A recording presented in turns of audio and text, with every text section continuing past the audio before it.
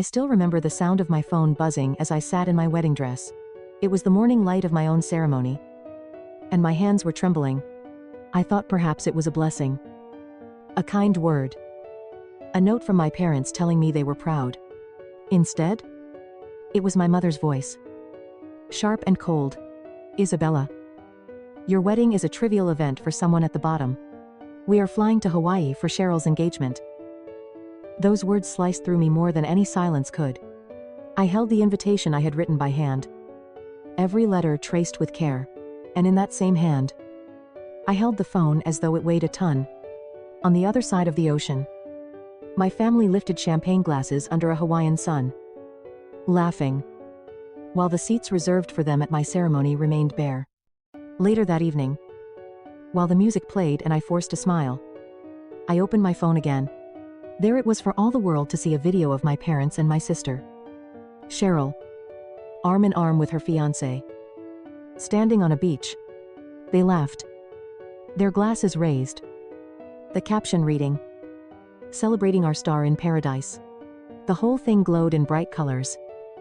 While my own day had been dimmed by their absence, I tightened my grip on the envelope of vows I had prepared. Words meant to be spoken with love now felt like chains. I was not only invisible, I was dismissed. At my own wedding, I became the reminder of what they considered unworthy. The hall was filled with voices, friends, my new family-in-law, my closest ally, Nicole snapping photographs and cheering louder than anyone. Yet, no matter the laughter and the clinking of glasses, there was a silence that pressed against my chest. That silence belonged to my parents' empty chairs, and to the cold indifference they had chosen. I tried to swallow it down, to pretend. The smile I wore was thin, stretched tight, as though pretending might make me invisible to the shame. Pretending had been the practice of my childhood. Why should it be any different now? But beneath it all, I felt something shifting, something heavier than grief. Their cruelty was not just absence, it was declaration. The video was not private. It was public, deliberate, and cruel. The world could see that my family had picked a side, and it was not mine. When the evening ended, I looked again at that glowing screen. Their faces sunlit, mine washed out by candlelight. I realized I was holding two truths at once. I was loved deeply by the man beside me, by the friends who cheered, by the new family that embraced me. Yet I was rejected, cast aside, made into nothing by the people who had raised me. And it did not end there. Just days later, another call came. My father's voice this time, flat and businesslike. He was not calling to congratulate me. He was not calling to apologize. He was calling with a demand. But that part, I will tell you later. For now, I want to ask you this. If your own family humiliated you on the most important day of your life, and flaunted their joy with another child, while ignoring you, what would you do? Comment your first move. I truly want to know.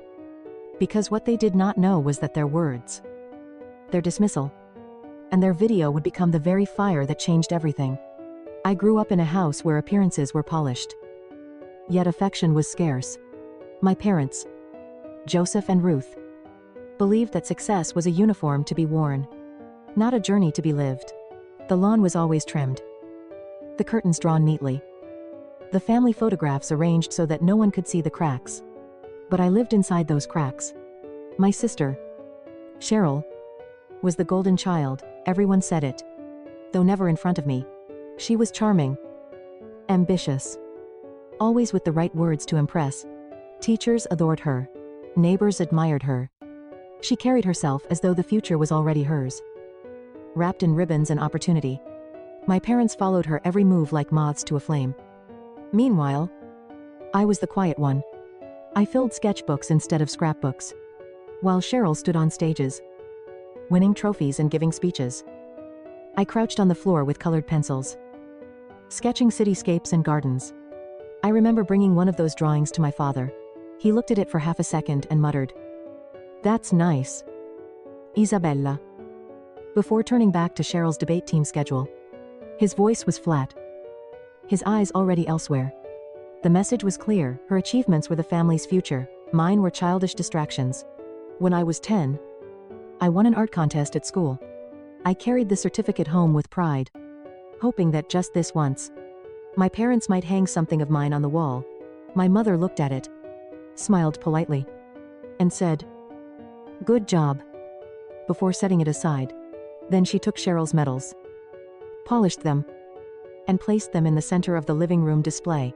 My certificate ended up in a drawer, forgotten. The favoritism became more obvious as the years passed. Cheryl received a new laptop when she started college preparations. I got a hand-me-down sketchpad. My parents drove across states to attend her competitions. While my first art exhibition at school gymnasium went unattended, I stood there, surrounded by other students' families, clutching my drawings as strangers offered kind words. My parents never saw them. There was one night I overheard my mother whispering to Cheryl at the kitchen table. She said, "You're our ticket to a better life." I sat on the stairs, hugging my knees, realizing that I was not even part of the ticket they had placed their bets entirely on her. By my senior year, I had stopped chasing their approval. My art teacher encouraged me, helped me apply for scholarships. And for the first time, I began to see a future beyond the shadows of their indifference. With her guidance, I earned a scholarship in graphic design. When I told my parents, they smiled politely and advised me to be practical. Yet, they did not hesitate to take out a loan for Cheryl's law school, calling it an investment in the family. That contrast carved something deep into me. I understood that I would never be the chosen one, never the centerpiece in their living room. I was the filler, the placeholder, the child who kept the balance while they poured everything into Cheryl. As I stepped into adulthood, that truth hardened. My parents praised Cheryl at every gathering, their voices swelling with pride about her internships and her courtroom ambitions. I could not compete, and I no longer tried. Instead, I worked quietly, pouring myself into design, into projects that at least gave me a sense of worth. Still, some nights I would wonder what it might have felt like to be celebrated. Even once, to have a parent's hand on my shoulder, saying, "We see you. We are proud." Instead, I learned to carry my pride in silence, because no one else would carry it for me. Looking back, I realized this dynamic was the seed of everything that followed. When you grow up invisible, you learn to survive on scraps of attention, but survival is not living. I stopped trying to be part of their spotlight. I started to create my own. And yet, what they did not know was that the spotlight I built for myself would one day shine directly on their lives. College was the first place where I began to feel that I belonged to something of my own. I enrolled in a graphic design program at a university in Ohio, clutching my scholarship letter as though it were both shield and sword. For the first time, I could study what I loved without apology. The campus was not glamorous. The dorm walls were thin. But to me it felt like freedom. In my first year, I met Michael Foster. He was a teaching assistant in my introductory design class. A man with a quiet confidence and a way of looking at your work as though it mattered. While others skimmed through my sketches, he leaned in close, asked questions about color, space, and rhythm. His encouragement was not loud, but it was steady, and steady was what I needed. Around the same time, I met Nicole Hayes, a photography student with a restless energy that seemed to light every room. She had a sharp wit, always ready to pull me out of my shell, to drag me to late-night art shows, or to critique my sketches with brutal honesty that somehow felt like love.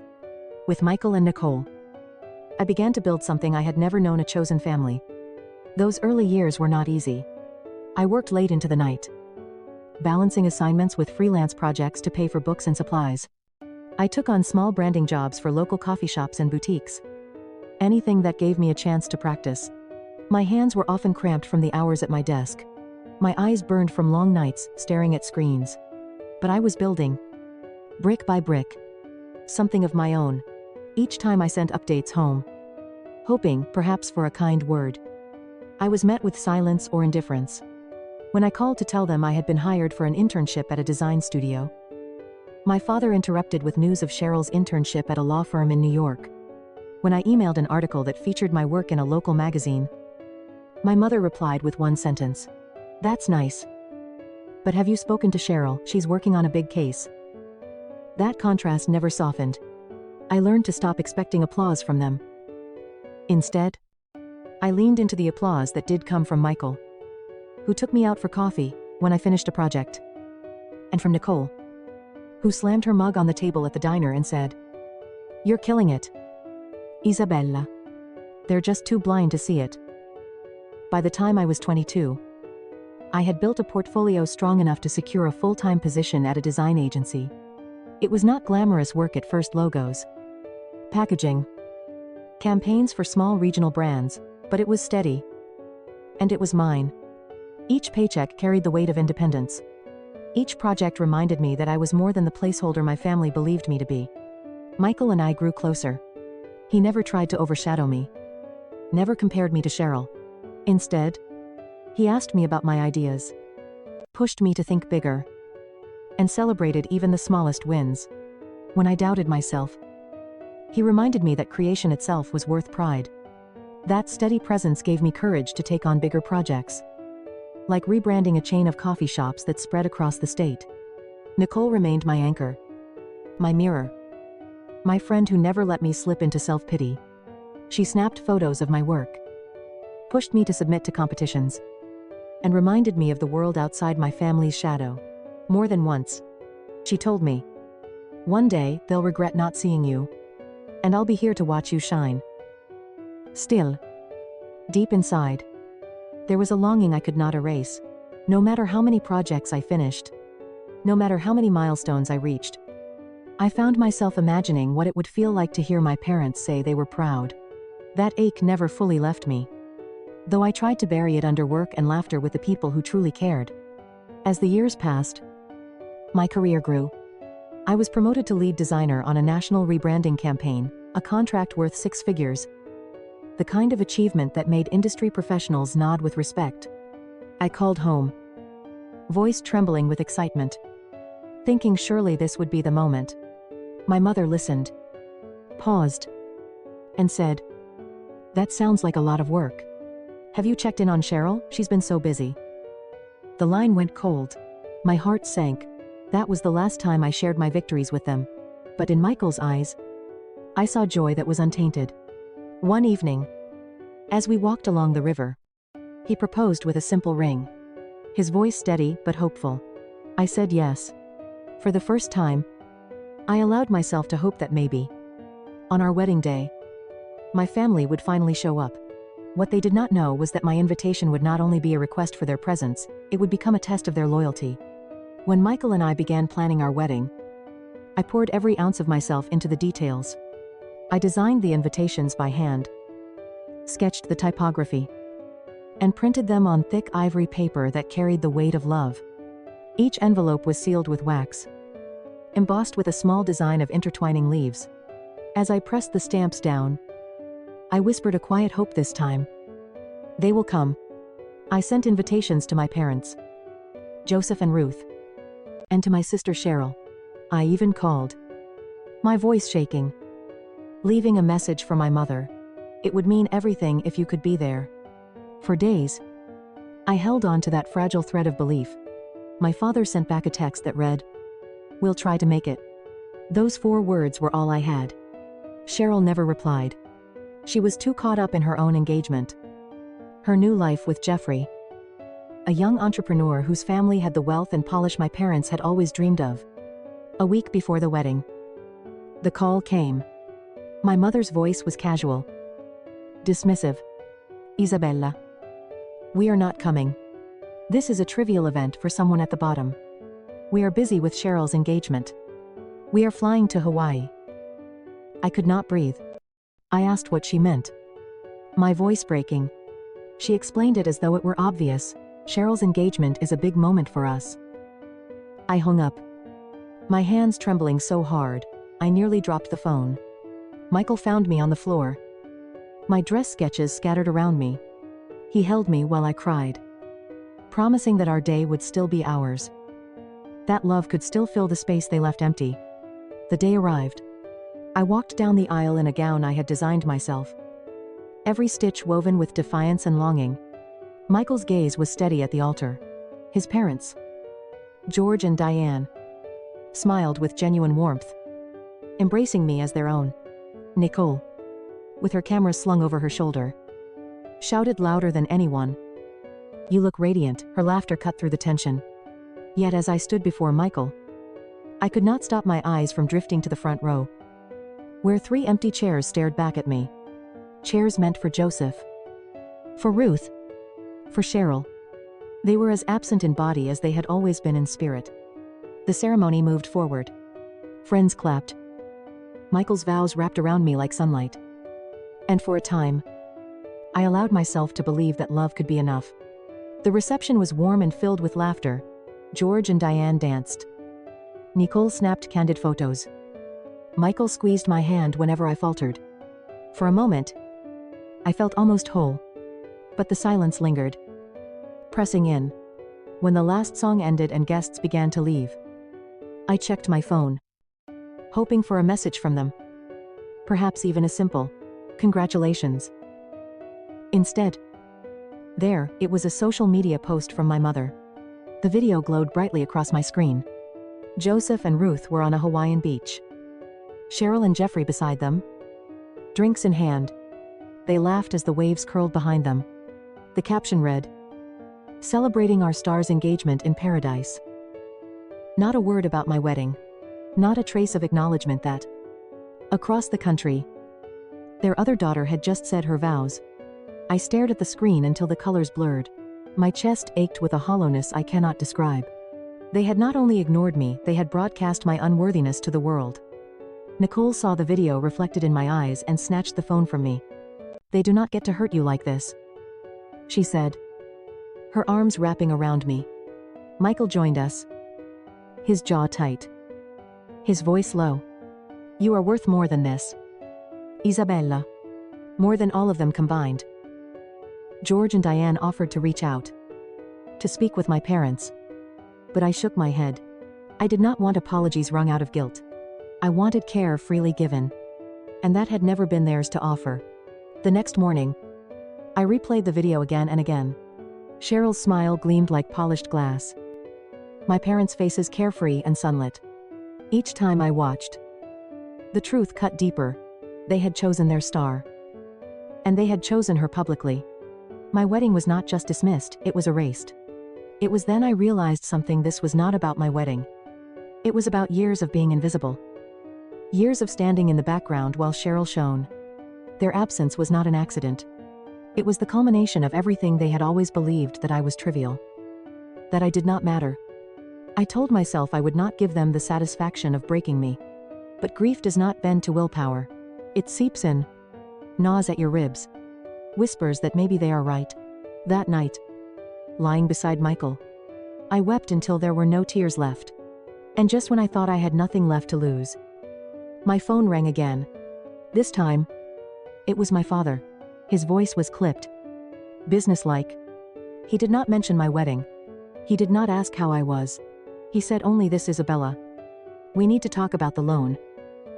What they did not know was that this demand, their attempt to turn my life into a transaction, would be the very spark of their undoing. The call came only a week after my wedding. My father's tone was as flat as a ledger. "Isabella, we need to talk about the loan." I frowned, pressing the phone closer. "What loan?" he explained as if it were fact. His voice calm, rehearsed. "Years ago," he said, "he and my mother had taken out a loan to cover my college tuition. Now, he expected me to contribute." His words grew sharper. "It's only fair. Considering Cheryl's wedding is coming up. We need your help to fund it." For a moment, I thought I had misheard. Cheryl's wedding. The same sister who never even sent me a text on my own day. The same family who had flown to Hawaii while I walked down the aisle alone. Now they wanted me to bankroll her celebration. My hands trembled, but my voice stayed steady. "I'll look into it." I hung up before my anger could spill over.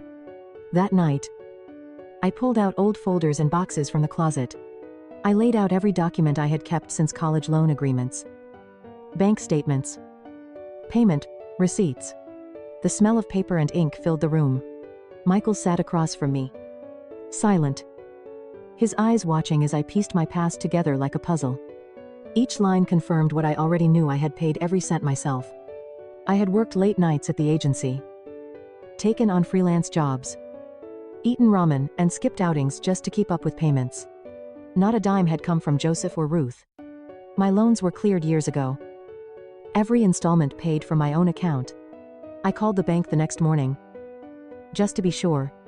The representative confirmed it plainly. There was no record of my parents contributing to my education. My father's claim was fiction, a ploy to guilt me into funding Cheryl's lavish wedding. When I called him back, my hands no longer shook. "I checked the records," I said, my voice cold. "My loans were paid in full. By me. There is no debt." He stuttered, tried to recover. "You must have misunderstood. Cheryl's wedding is important. You should want to help your sister." I could hear my mother in the background, murmuring agreement. Their words pressed down like old weights. The same pressure I had felt all my life to bend, to give, to disappear. But this time, something in me snapped. Their dismissal of my wedding, their demand for money, their rewriting of my history, it all came crashing into clarity. I thought of my mother's voice on the phone. This is a trivial event for someone at the bottom. I thought of their laughter in Hawaii, their raised glasses while my vows echoed to empty chairs. Enga suel. But I kept it cold. "Don't contact me about trivial matters," I said, throwing her words back at them. Silence fell on the line. My father began to protest, but I cut him off. "I'm done." I hung up, my heart pounding, my breath sharp. For the first time in my life, I had not begged for their approval.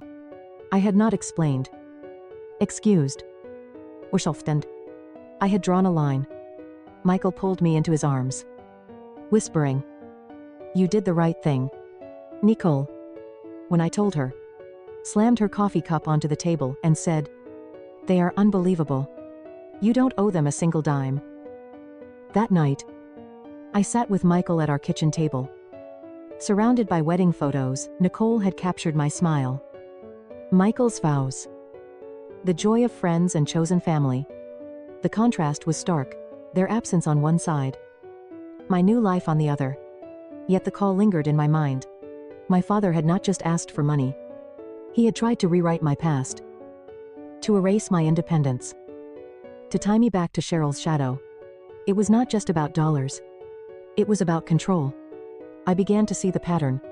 Their favoritism was not just love misplaced.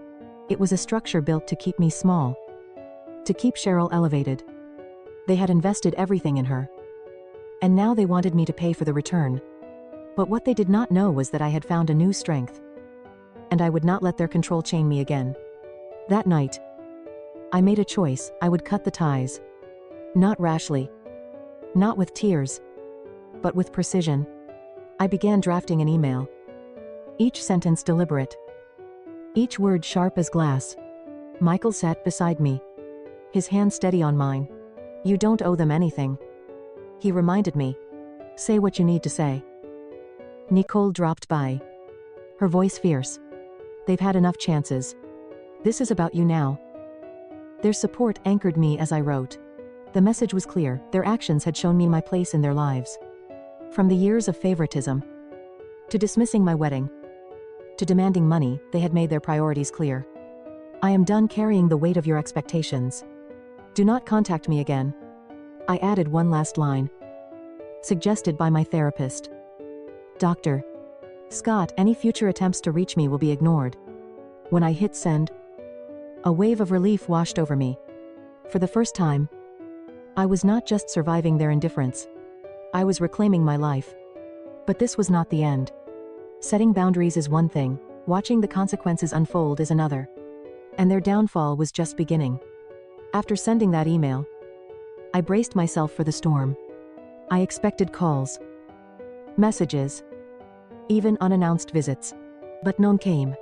Days turned to weeks, and the silence stretched. At first, I thought it was strength on their part, a refusal to acknowledge what I had done. Then, slowly, I realized it was something else entirely. They were reaping what they had sown. Word of their absence at my wedding spread quickly among our extended family. My cousin Mary called me one morning, her voice sharp with outrage. "They skipped your wedding for Cheryl's beach party. Everyone is talking about it. It's shameful." She told me how relatives had started to distance themselves. Invitations quietly retracted. Phone calls unanswered. My parents, once so eager to parade their image of perfection, now found their circle shrinking. At family gatherings, Mary said, people whispered about Joseph and Ruth's favoritism, about their cruelty. It was not just gossip, it was judgment. And Cheryl, once the golden child, was no longer untouchable.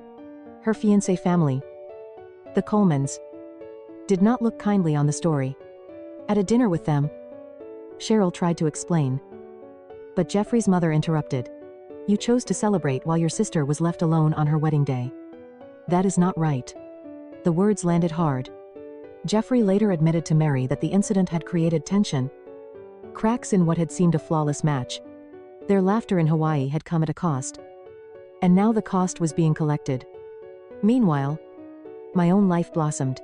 Michael and I moved into a small house near the river. We painted the walls together, hung Nicole's photographs in the living room, and filled the shelves with books and sketches. George and Diane, Michael's parent, invited us to dinner every Sunday. They asked about my work, my dreams, my health questions my own parents had never thought to ask. One evening, as Michael and I walked home from dinner, he stopped, took my hand, and said softly, "I think we are ready for the next step." Months later, I held our newborn daughter in my arms. We named her Emma, a name we chose for its simplicity and warmth. As I looked into her tiny eyes, I felt a love so fierce it burned away whatever residue of rejection I still carried. Nicole organized a small baby shower, filling the room with laughter and bright balloons. George and Diane knitted blankets, offering to babysit before Emma was even born. Mary visited often, bringing hand-me-downs and stories of how my parents were being quietly excluded from more and more family events. She smiled when she told me, "They thought they could dismiss you forever, but people see them now for what they are." I did not gloat. I did not even feel vindicated in the way I once imagined. I felt something quieter, steadier justice. Not the kind dealt in courtrooms, but the kind that emerges when truth can no longer be hidden. My therapist, Dr. Scott, helped me name it. "You set a boundary," she said, and the world responded. "Their unraveling is not your burden. It is theirs." I began journaling again. Not about them, but about Emma. I wrote letters to her she will read one day, telling her she is enough, that she is loved, that she will never have to earn my pride. With every page, I felt the chain of my past loosen. Work thrived. 2. I landed contracts that challenged and excited me. My designs began appearing on billboards, in magazines, on store shelves. Each success was mine, not measured against Cheryl, not hidden in shadows. One night, sitting by the window with Emma asleep in my arms, I realized something simple and profound: family is not defined by blood. It is defined by love, by presence, by choice. Joseph and Ruth had made their choices. Cheryl had made hers. And I had made mine. I chose silence, not as retreat, but as armor. I chose to let the weight of their absence rest on their own shoulders. To anyone listening, I will say this: you do not have to remain where you are unseen. You can walk away. You can choose yourself. And sometimes, that choice is the very thing that transforms a life. If you think I was right to cut ties, comment "right." If you have a better idea, share your strategy below. I would love to hear how you would have handled it. Because in the end, what my family saw as trivial became the foundation of my strength. Their rejection led me to the life I was always meant to have. And that, at last, is enough. Story 2. My sister allowed me to cover the cost of her engagement party. Then, as if I were unimportant, she and my folks invited me back. I canceled everything and watched them fall apart. I'm Lauren, and I've always been the family member that isn't seen. Like the child in the background of every picture who's clearing up the mess or holding the snacks while everyone else is having a good time. Yes. I was that person. To be honest, it all began with the birth of my younger sister, Amber. Before she entered my life at the age of 5, I believed everything was okay. Drawing on walls, watching cartoons, and receiving all the hugs and goodnight stories. You know, I was just a child. When Amber arrived, it seemed as though the spotlight had been turned off for me. It was all about her. I initially thought, well, babies are cute. They require a lot of care, don't they? However, this was not your typical new baby things. My parents loved more than simply Amber. They revered her. Look at our little star, Mom would remark, holding her up.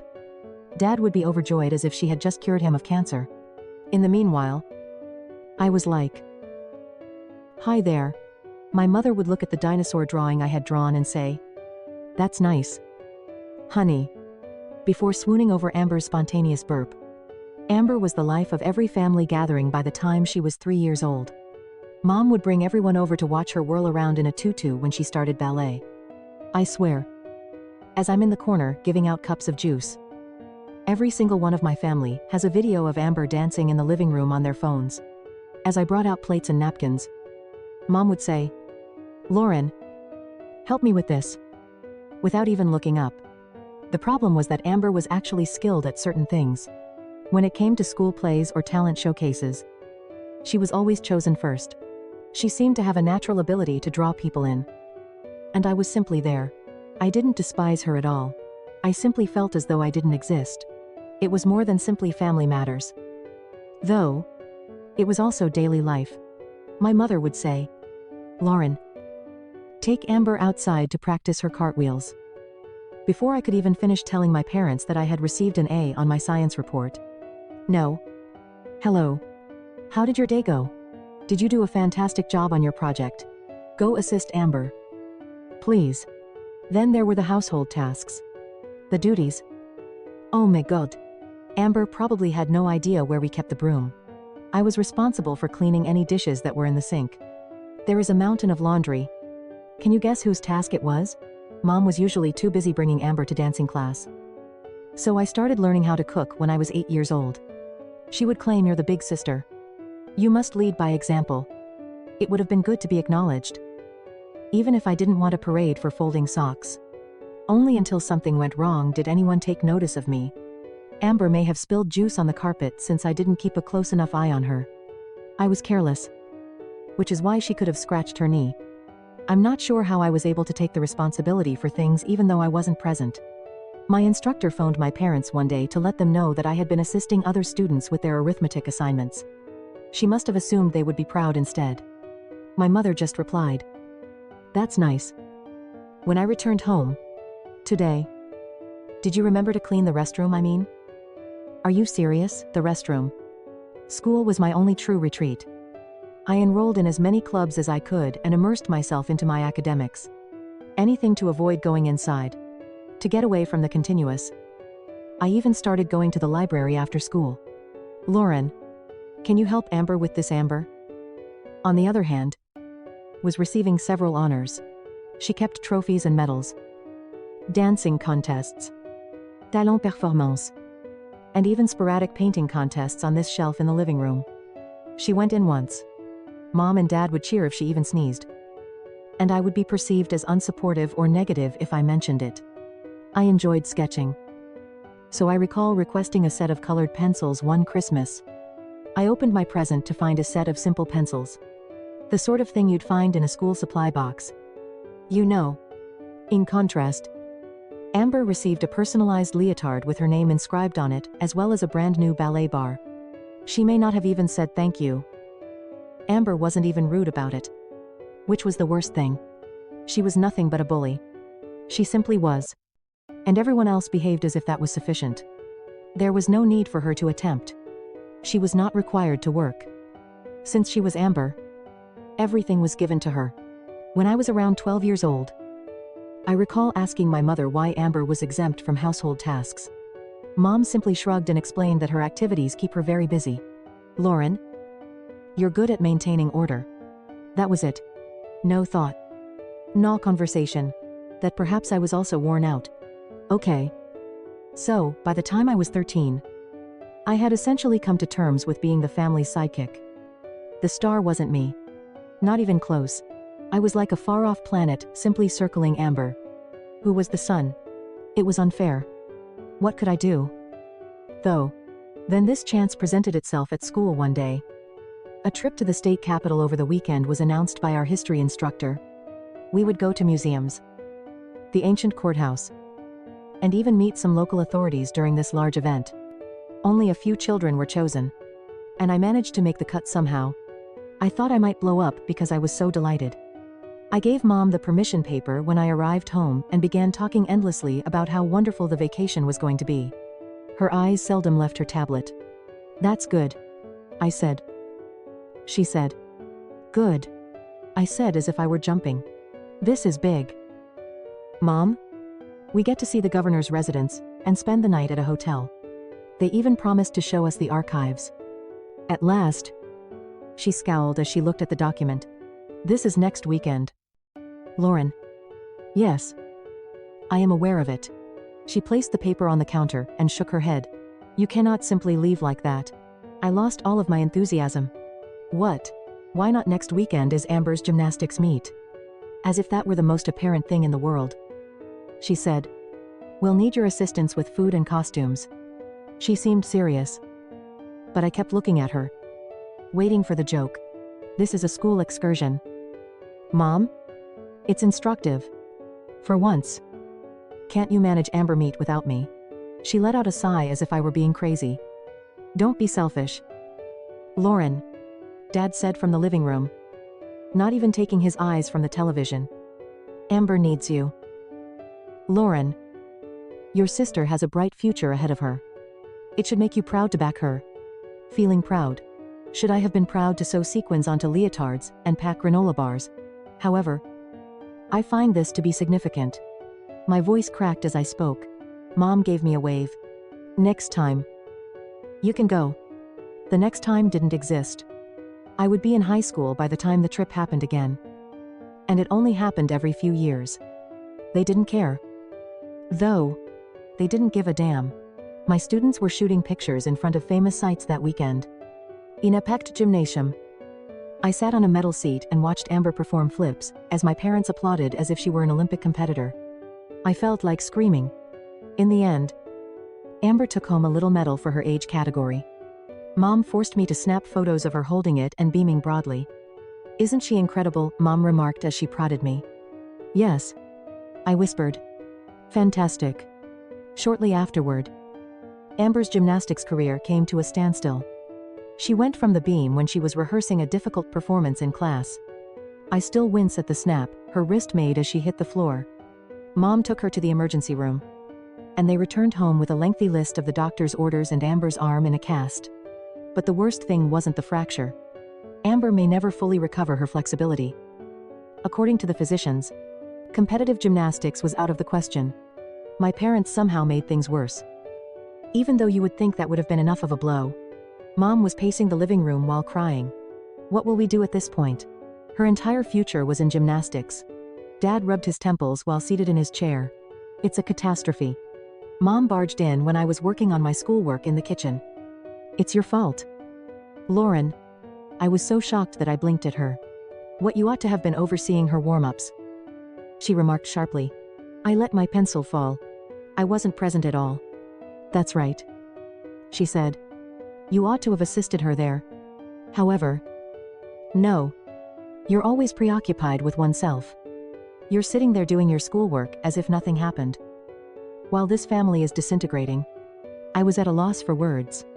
I couldn't claim they never paid attention anyhow. Dad added more. Perhaps Amber wouldn't have been harmed if you had spent more time with this family and less time whining. That was the end of it. For a month, I was grounded. No phone. Not TV. And no socializing with pals. I didn't have many in the first place. Schoolwork and my parents' continual guilt trips took over my life. Amber, on the other hand, made the most of her injury. With her cast raised up, She would relax on the couch and yell commands like, "Can you get me some water? Lauren," or ask Lauren to assist me with my schoolwork. Mom. I made an effort not to be angry with her. She was simply allowing everyone to take care of her, as she had always done. She wasn't to blame.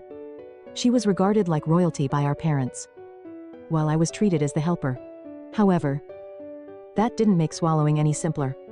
The only place I could get away to was our town's peaceful and comfortable bakery, owned by Mia's parents. After school, Mia and I would hang around there and assist with little tasks like sweeping floors or folding boxes. Scott and Dana, her parents, were the type of individuals who truly pay attention. Donna would inquire whether I had eaten if I appeared exhausted. Scott would nod and tell me, "Good work, kid." Whenever I did anything well, even though it was so little, it had great meaning for me. They gave me a sense of importance, as if I were more than a contingency plan. The problem is that my parents had the option to be like that but chose not to. I was there in front of them, drowning in their expectations. But they were too busy propping up Amber to see me. I gave up hoping that things would improve. If they hadn't already spotted me, they wouldn't. I was just going through the motions by the time I was 18. I spent as much time as I could at school, the library, or Mia's family bakery. And I didn't actually talk to my parents until absolutely necessary. Home no longer felt like home, until I could find out how to get out. It seemed like I was stuck there. When my senior year arrived, I felt a glimmer of optimism for the first time in a very long time. Being admitted to a public university was the culmination of my diligent academic efforts. Although it wasn't Ivy League or anything, it was reliable and seemed to be my way out. In addition, I received a half scholarship. It was a start, but not enough to cover everything. I thought the best way to attract their attention was to wait until supper to bring it up. Amber was browsing through her phone as usual, while Dad was slicing up some roast chicken. I moved the letter of acceptance across the table. I entered. I spoke, attempting to maintain a steady tone. Mom gave it a quick glance before turning back to her dish. "That's good, Lauren. Good." All I received was pleasant after years of hard effort to make this happen. Still, I pressed onward. It's reasonably priced. A portion of the tuition is already covered by a scholarship I have. For the rest, I only need a little assistance. Mom let out a sigh, the manner in which she consistently responded to my requests. "Lauren, we're not borrowing money. I'm not requesting loans." I answered hastily. "All I need is some upfront assistance. I'll reimburse you in full. If you want, I'll even sign anything." At last, Dad raised his head. "Lauren, not everyone is cut out for college. It's best for some folks to start working straight immediately." Amber hardly looked up from her phone as she snickered. "Yes. Perhaps you ought to have considered that before squandering so much time on your study." My hand squeezed beneath the table. "This is not a time waster. I've already calculated it. I'll graduate, get employment, and reimburse you. All I need is a little assistance to get going." Mom gave a headshake. "The funds are not available to us. Lauren, you must have realism. Perhaps there's a job in the shopping center or something. Many folks manage just well without attending college." I fought back tears as I looked at my untouched plate. They had the funds. I was certain that they did.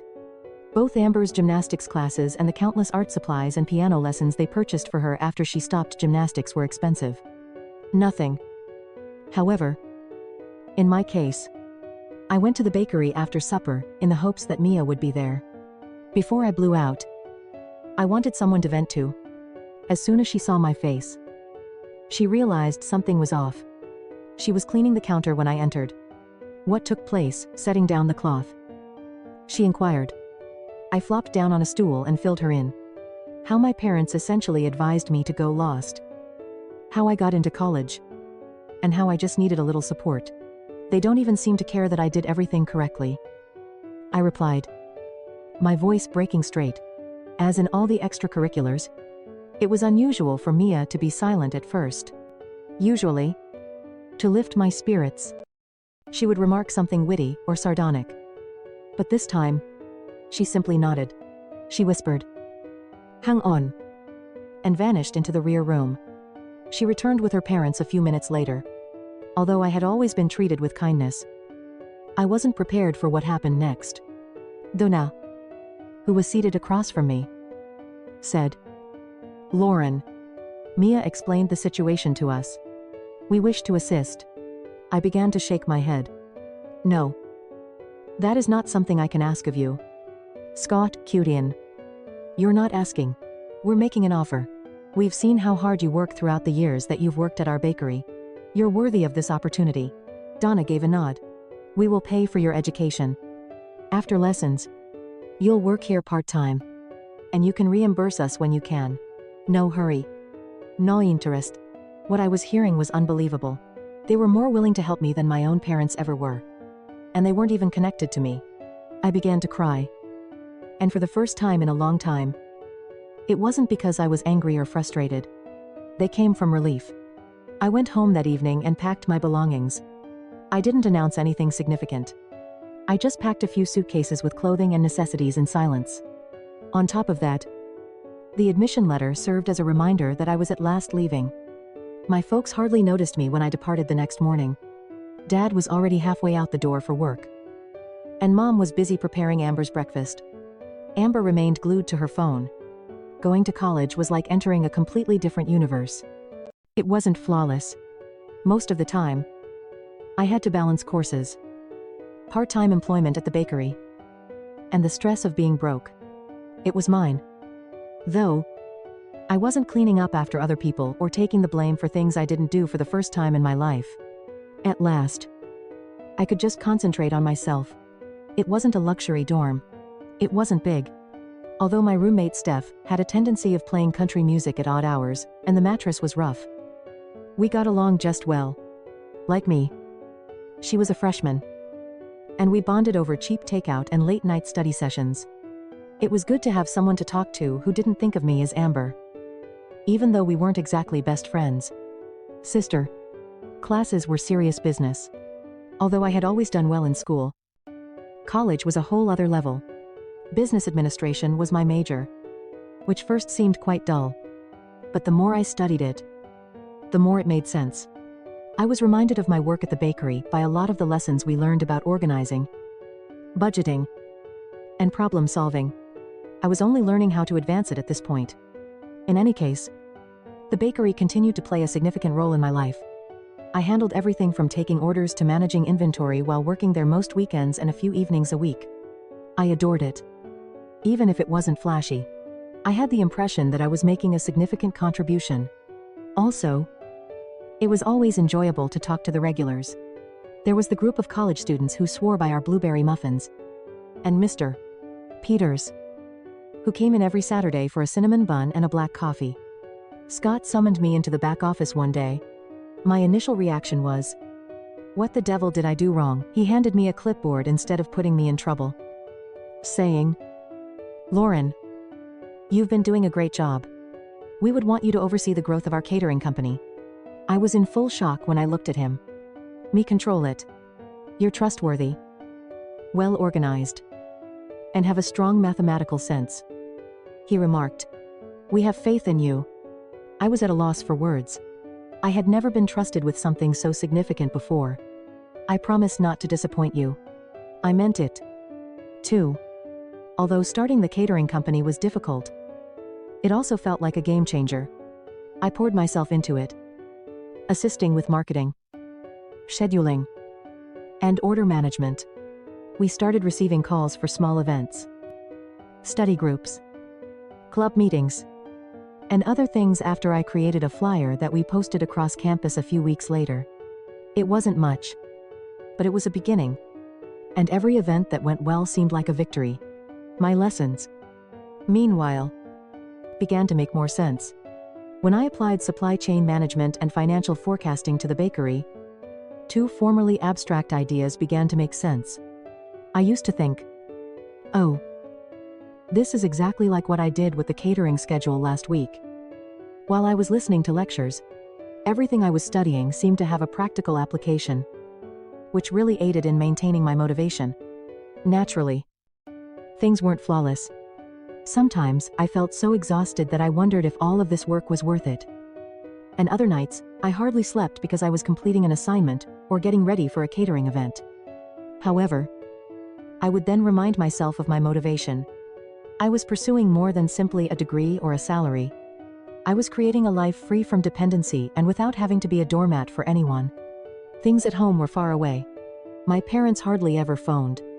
And when they did, it was just for brief, surface-level discussions. How is school going? Before I could respond to her question, Mom would start telling a tale about Amber. More out of duty than anything else. I returned home for supper on Thanksgiving. Mom was busy making sure everyone was aware of Amber's latest painting courses while Amber sat at the table looking through pictures on her phone. Mom said something that made me freeze. But I tried to ignore it and concentrate on the mashed potatoes on my plate. To ensure Amber can attend the college of her choosing. We have been saving for years. With my fore covering the air, I gazed at her. Have you been putting money aside for Amherst College? Mom looked up. Perplexed. Naturally. Our goal has always been to provide her with the greatest opportunities. The greatest chances. Huh? When I needed help paying my tuition. Those same parents advised me to get a job at the mall.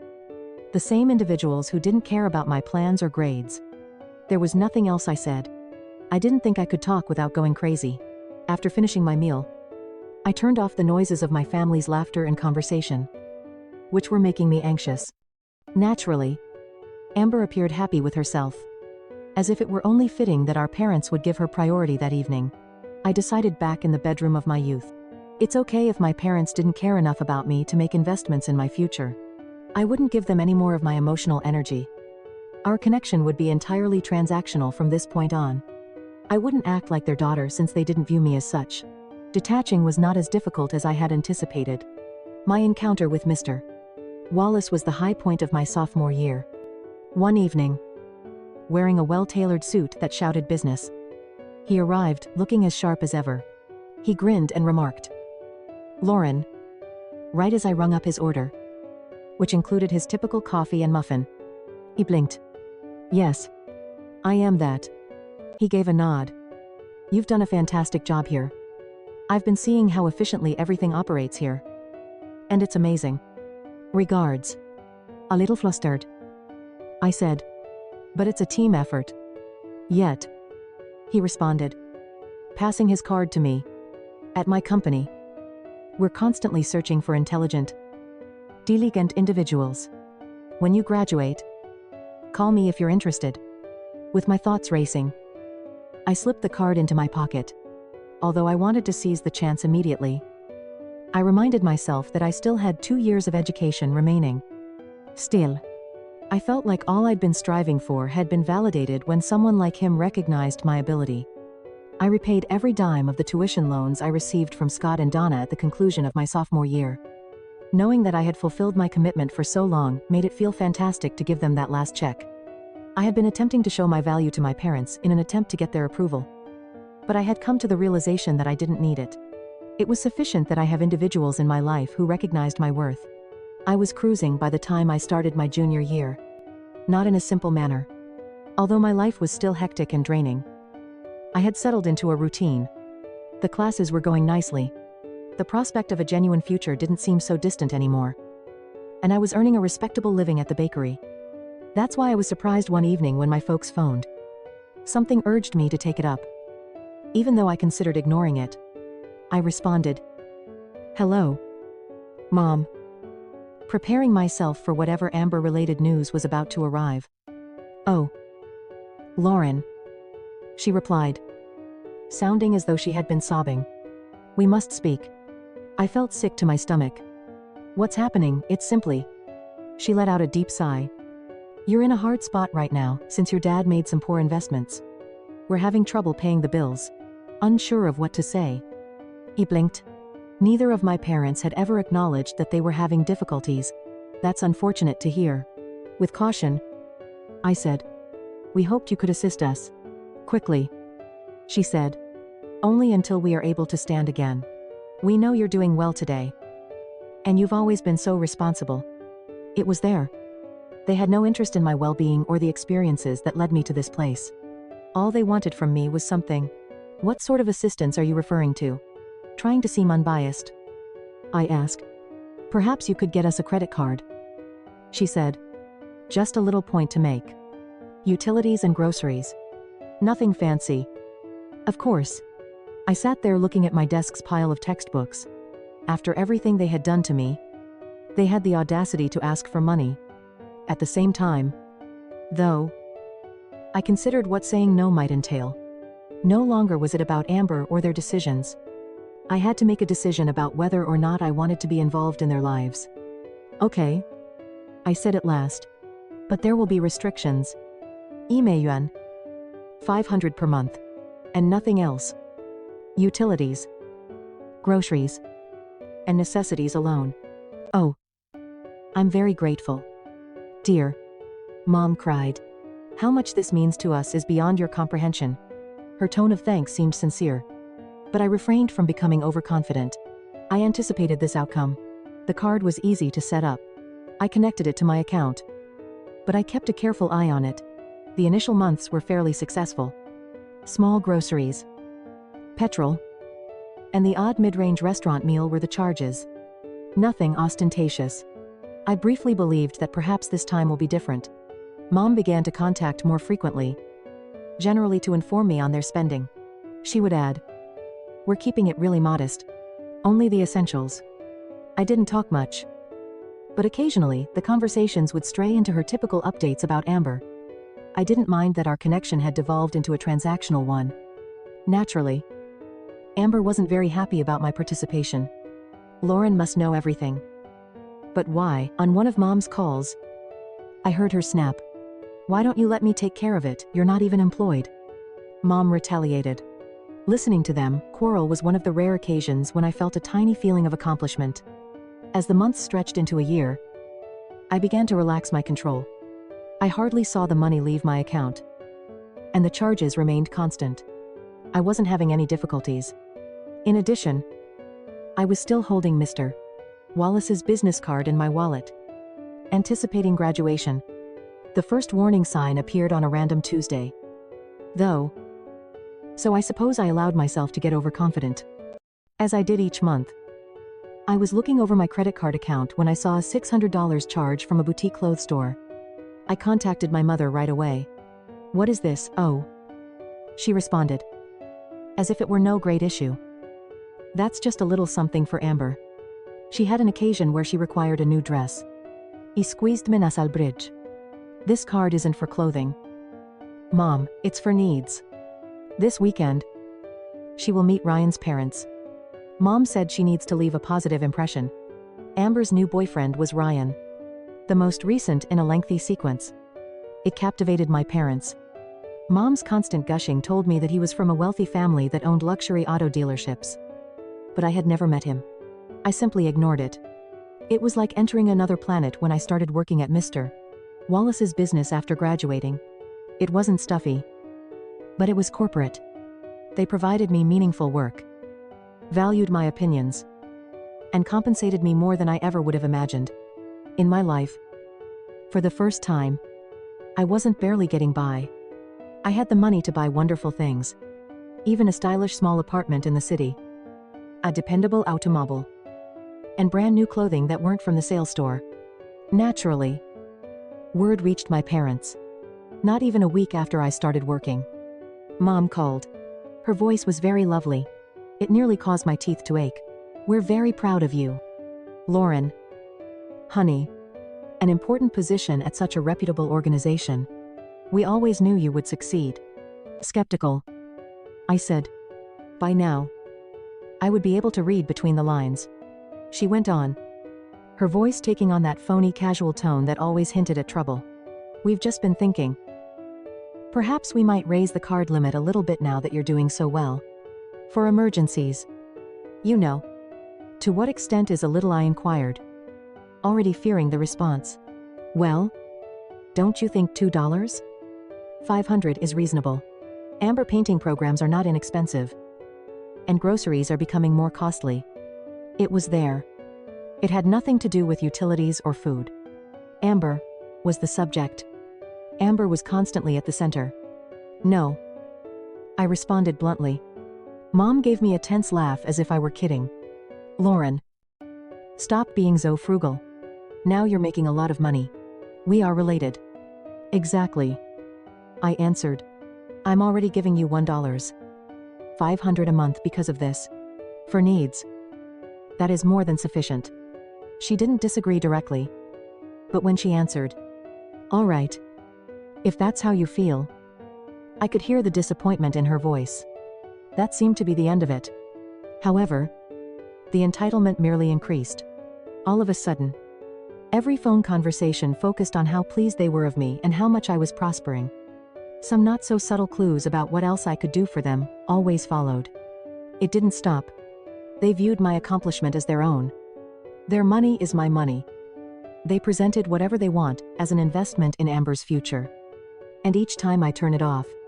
No. Mother. I'm sorry. Father. The budget does not include it. I've done more than enough already. They obviously didn't enjoy hearing it. But I didn't mind. I had been their doormat all my life. And I had no intention of changing. I should have anticipated the betrayal by the time it occurred. How many opportunities can you give someone before they reveal their true selves to you, however? I didn't anticipate it to be this horrible despite every absurd request. Every guilt trip. It began with a picture. I was at work. Looking over reports. When a notification buzzed on my phone. Amber's Instagram was the source. Since her posts were consistently the same, I usually disregarded them. She may be flaunting her most recent accomplishment or posing in an expensive suit. However, this one drew my attention, since, even for her, it was quite extravagant. Engaged. Blessed to celebrate with family in Monaco, was the caption. So appreciative. First. Hashtag, the family. The image was awful. Amber was around a man I thought was Ryan while she stood on the deck of an opulent boat. My parents were also present. They were beaming as if they had won the lotto. In addition, I didn't identify two other individuals. Ryan's parents. Most likely. Pure Monaco. Glistening blue waters. Elegant boats. And the type of architecture you only see in movies served as the backdrop. As I continued to read the message, I felt sick to my stomach. Piecing things together didn't take long. They were celebrating Amber and Ryan's engagement by traveling to Monaco for a week. Ryan. His family. Amber. And my parents all live in one of the priciest areas on the planet. What's the best part? My money had been used for everything. It was confirmed by a simple check of my banking app.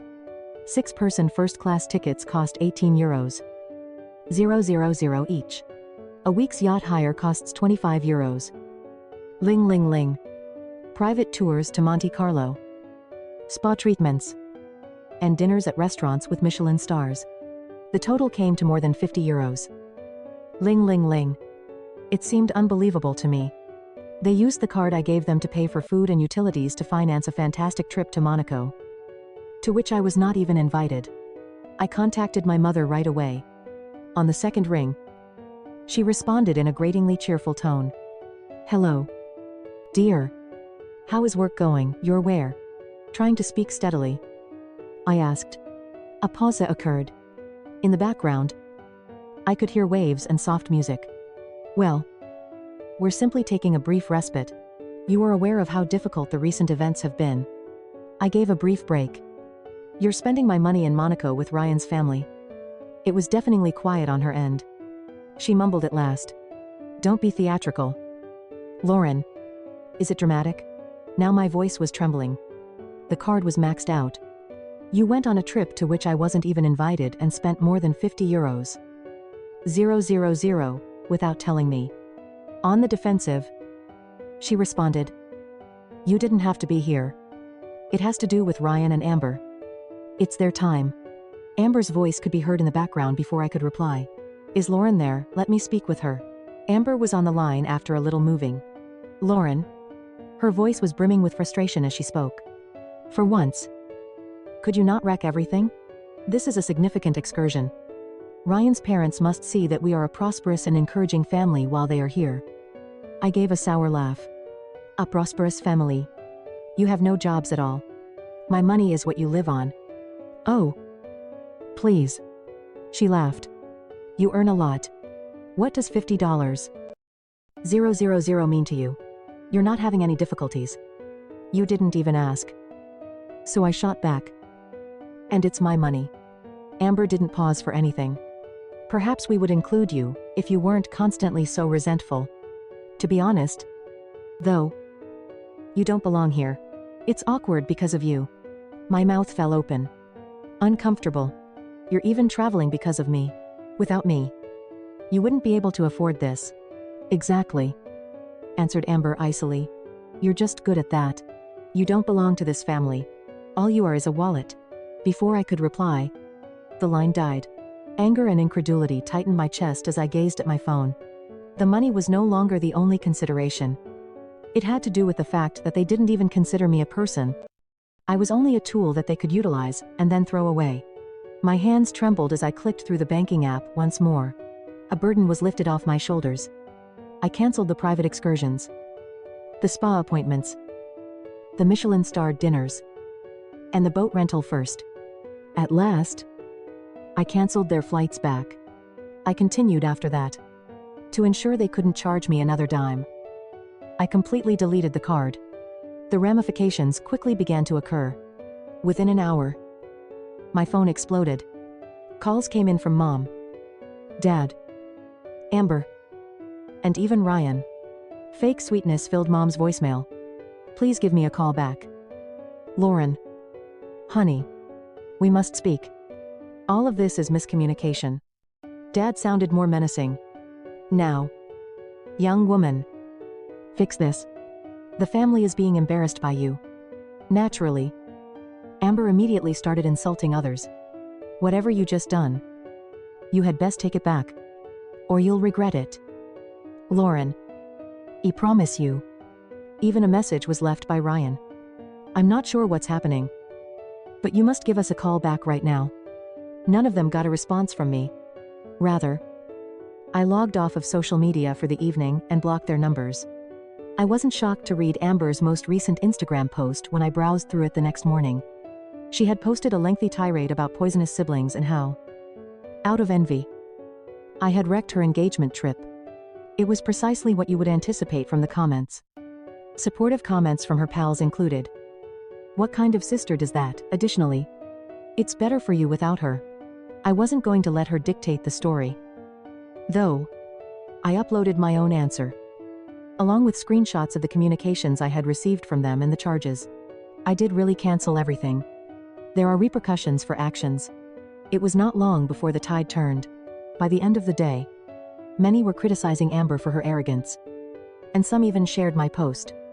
Strangers were advising her to mature in her comment section. What followed was revealed to me by mutual friends.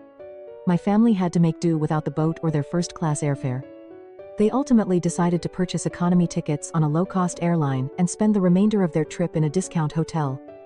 Ryan's parents, meanwhile, were incensed. They discovered that I had paid for the entire vacation, even though they had assumed my parents were wealthy. "We had faith in you.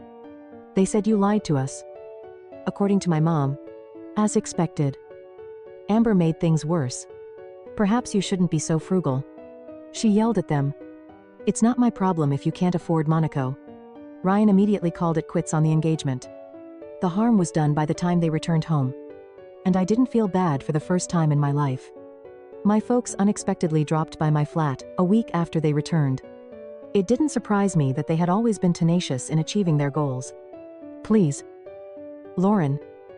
Honey." Mom pleaded tremblingly through the door.